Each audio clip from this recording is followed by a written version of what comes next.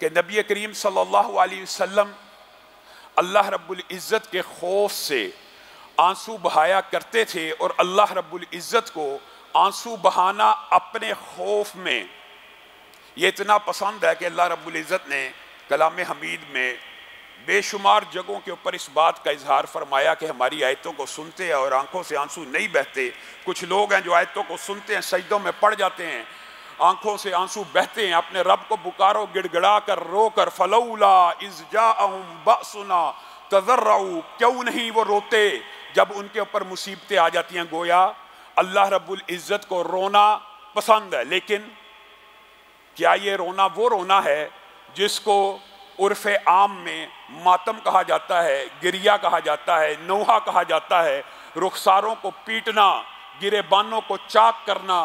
رسول اللہ صلی اللہ علیہ وسلم نے واضح طور پہ اس بات کا اعلان کر دیا، جو گریبان کو چاک کرے، جو رخساروں کو پیٹے، جو نوحہ کرے، وویلا کرے، ماتم کرے اونچی آواز میں، جس طرح رسول اللہ صلی اللہ علیہ وسلم کا اعتدال ہے ہنسنے میں، اسی طرح رسول اللہ صلی اللہ علیہ وسلم کا اعتدال ہے رونے میں۔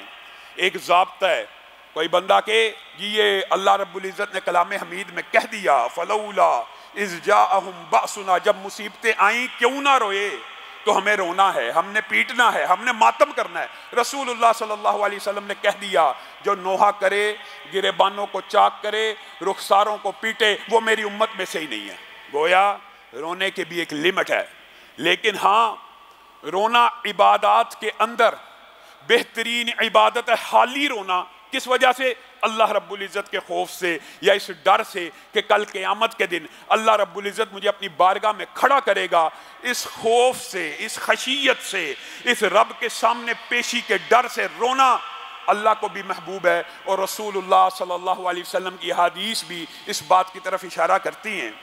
اکیلی ایک حدیث اس باب میں کافی ہے کہ نبی کریم صلی اللہ علیہ وسلم نے ارشاد فرمایا کل قیامت کے دن جب کوئی سایہ نہیں ہوگا، اکیلا عرش کا سایہ ہوگا، اس عرش کے سائے میں ایک خوش نصیب شخص وہ بھی ہوگا جس نے تنہائی میں اللہ کو یاد کیا اور آنکھ سے آنسو نکل آیا۔ کل قیامت کا اتنا لمبا دن عرش عظیم کے سائے میں کاٹ لے گا۔ ایک وقت میں بتائیں، یہ اللہ کا احسان ہے مسلمان امت کے اوپر، ہمارے اوپر۔ ایک وقت میں بڑا کوئی سنگ دلی ہوگا جو زندگی میں کوئی ایک لمحہ ایسا نہ آیا ہو کہ اس نے اللہ کو یاد کیا اور آنکھیں نہ بہی ہوں۔ اور اس حدیث میں اس بات کے اوپر محدثین نے لکھا کہ اس سے مراد یہ نہیں ہے کہ روزانہ روتا ہو، ایک مرتبہ بھی تنہائی میں رب کو یاد کر کے رو پڑا، انشاءاللہ کل قیامت کے دن عرش عظیم کا سایہ پا لے گا۔ اتنی بڑی عبادت، اتنی بڑی عبادت کہ رسول اللہ صلی اللہ علیہ وسلم کی احادیث متعدد ہیں۔ قاری صاحب یہ اسپیکر تو نہیں چل رہا؟ رسول اللہ صلی اللہ علیہ وسلم کی احادیث متعدد ہیں۔ پہلی بات یہ سمجھنے کی ضرورت ہے، رسول اللہ صلی اللہ علیہ وسلم نے، حضرت ابو ہریرہ اس حدیث کے راوی ہیں، وہ کہتے ہیں رسول اللہ صلی اللہ علیہ وسلم نے کہا، کتنی عظیم حدیث ہے، مفہوماً آپ کے سامنے رکھتا ہوں کہ اس بندے کا آگ میں جانا محال ہے، اس بندے کا جہنم میں جانا محال ہے، اس بندے کا دوزخ میں جانا ناممکن ہے جس نے اللہ رب العزت کے خوف سے آنسو بہائے۔ اس بندے کا جہنم میں جانا اس طرح محال ہے۔ مثال کیا دی؟ کتنی عمدہ مثال ہے۔ مثال یہ ہے جس طرح کوئی جانور ہو، تم اس کا دودھ دھو لو، اب برتن میں دودھ آ گیا ہے، کوئی بندہ کہے میں نے ان تھنوں میں اس دودھ کو واپس لٹانا ہے، جس طرح وہ دودھ تھنوں میں واپس نہیں جا سکتا، اسی طرح اللہ کی یاد میں رونے والا بندہ آگ میں نہیں جا سکتا۔ اللہ کے فضل و کرم سے مسلمان امت کے لیے بہت بڑی خوشخبری ہے، شعبان معظم کا مہینہ شروع ہو چکا ہے۔ شعبان نیکیوں کے موسم بہار سے ایک مہینہ قبل آتا ہے۔ کس لیے آتا ہے؟ آپ کی اور میری ٹریننگ کے لیے، تربیت کے لیے۔ اس مہینے میں اگر آپ بیج بوئیں گے رونے کا، گڑ گڑانے کا، اخلاص کا، للہیت کا، تقوی کا، انفاق فی سبیل اللہ کا، جتنی عبادات آپ نے رمضان میں کرنی ہے اس کا ایک شیڈول بنائیں، اس شیڈول کو دیکھیں۔ میں نے رمضان میں اتنے قرآن ختم کرنے ہیں، میں نے اتنا پیسہ اللہ کی راہ میں دینا ہے، میں نے اتنے روزے رکھنے ہیں، میں نے اتنے ذکر اذکار کرنے ہیں۔ ہر بندہ اپنے حساب سے ایک پلاننگ کرتا ہے رمضان کی، لیکن اس کی پلاننگ دھری کی دھری رہ جاتی ہے۔ جب رمضان شروع ہو جاتا ہے اس کو پتہ ہی نہیں ہوتا میں نے کرنا کیا ہے، 5-10 دن اسی بات میں ضائع ہو جاتے ہیں۔ نہایت قیمتی دن آنے والے ہیں۔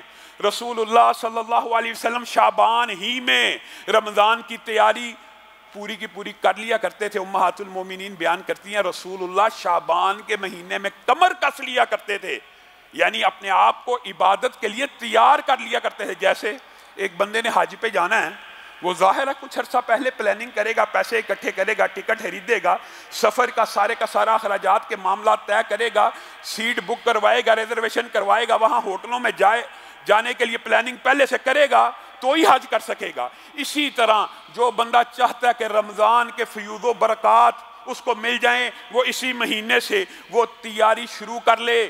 ذکر اذکار جتنے وہاں پہ جا کے کرنے ہیں ابھی سے اس کا دباچہ اور تمہید باندھے، ابھی سے وہ عبادات ان کا۔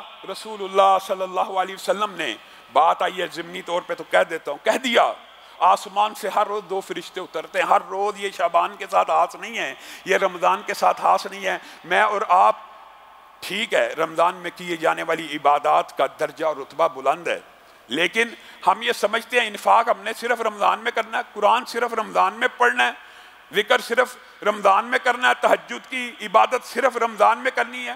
رسول اللہ صلی اللہ علیہ وسلم تو کہتے ہیں آسمان سے ہر روز 2 فرشتے نازل ہوتے ہیں۔ ایک کہتا ہے خرچ کرنے والے کے ہاتھ کو اللہ فراخ کر دے، مفہوم بیان کر رہا ہوں، خرچ کرنے والے کے اوپر اللہ خرچ کر، اس کا خرچ کھول دے، اور مال روکنے والے کا مال اللہ تلف کر، اس کا مال روک لے۔ یہ اتنا بڑا کلیہ ہے، محدثین نے مفسرین نے اس بات کو بیان کر دیا ہے، امت کے اوپر احسان آسان بھی کر دیا اور احسان بھی کر دیا۔ کیا یاد رکھیے، کسی بھی مذہب کا ہو، کسی بھی مذہب کا، میں مسلمانوں کی بات نہیں کرتا، کسی بھی مذہب کا ہو، خرچ کرنے والا ہو، فرشتے کی اس دعا میں آ جاتا ہے کہ خرچ کرنے والے کو اللہ تعالیٰ اور دے، یہ خرچ میں اضافہ کرے۔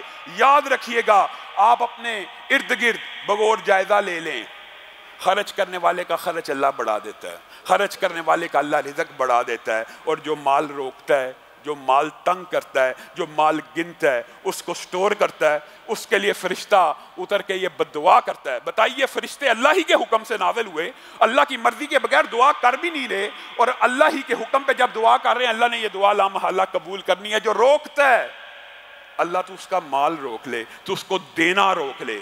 گویا یہ ٹریننگ اور تربیت روزانہ کی بنیاد پہ ہونی چاہیے کہ اللہ کی بارگاہ میں کچھ نہ کچھ خرچ۔ اسی طرح صرف رمضان ہی کے حوالے سے تیاری نہیں کرنی، صرف رمضان کے اندر ہی عبادت نہیں کرنی ہے، اس کا دباچہ اور تمہید جو بندہ شعبان میں باندھتا ہے، اللہ کے فضل و کرم سے پورے کا پورا مہینہ اس کے فیوض و برکات سے وہ بندہ مستفید ہو جاتا ہے۔ نبی کریم صلی اللہ علیہ وسلم یہ اکیلی عبادت، اس بارے میں رسول اللہ صلی اللہ علیہ وسلم کا فرمان ہے، جو بندہ اتنا روئے، کتنا روئے، آنکھ سے آنسو نکلے، چہرے پر پڑے، چہرے پہ پڑ کے زمین پہ گر جائے اور زمین کے اندر جذب ہو جائے۔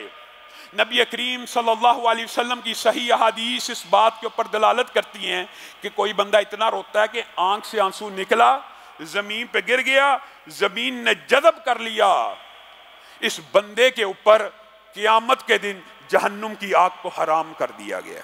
یہ کتنی بڑی